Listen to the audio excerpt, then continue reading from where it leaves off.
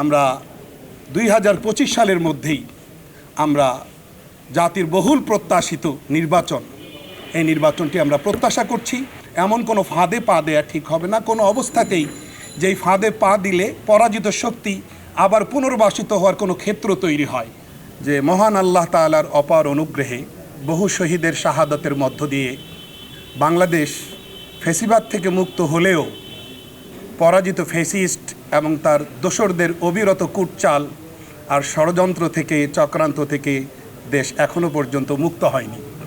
সঙ্গত কারণে আমরা একমত হয়েছি এই জায়গাটায় যে দেশপ্রেমিক আপামর জনতার একটা ঐক্য অপরিহার্য, যে কোনো ত্যাগের বিনিময়ে ঐক্য অটুট রাখতে হবে।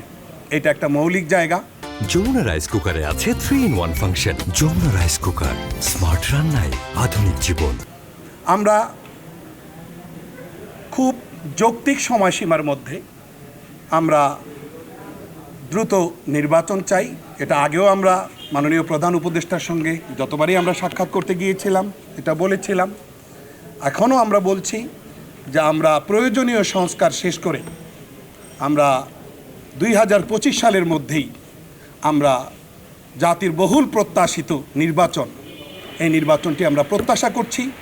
আশা করি অন্তর্বর্তী সরকার দ্রুত সময়ের মধ্যে একটা সুষ্ঠু নির্বাচনের আয়োজন করবার জন্য, লেভেল প্লেইং ফিল্ড, সব দলের জন্য সমান সুযোগ এতটা নিশ্চিত করবার জন্য যতটুকু সংস্কার দরকার এতটুকু সংস্কার দ্রুত শেষ করে জাতির বহুল প্রত্যাশিত নির্বাচনের পথে নিয়ে যাবে দেশকে।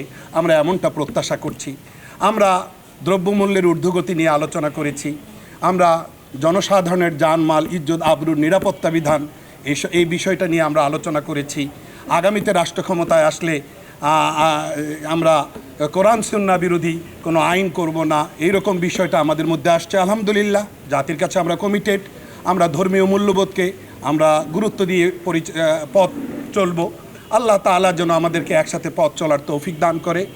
এই পরাজিত শক্তি যেন কোনোভাবেই এমন কিছু করা ঠিক হবে না, এমন কোনো ফাঁদে পা দেওয়া ঠিক হবে না কোনো অবস্থাতেই। যেই ফাঁদে পা দিলে পরাজিত শক্তি আবার পুনর্বাসিত হওয়ার কোনো ক্ষেত্র তৈরি হয়। এই রকম কোনো ফাঁদে পা দেওয়ার ক্ষেত্রে আমরা সর্বোচ্চ দূরদর্শিতা, সতর্কতা অবলম্বন করে পথ চলব। আমরা একসঙ্গে যুগপথভাবে আমরা পথ চলব। আগে যেভাবে ছিলাম সেই 4 দলীয় জোটের থেকেই আমাদের মধ্যে হৃদ্যতাপূর্ণ সম্পর্ক ছিল, তখন থেকেই আমরা পাশাপাশি ছিলাম, এখনও আছে, আগামীতেও থাকবো ইনশাআল্লাহ। সবাইকে ধন্যবাদ।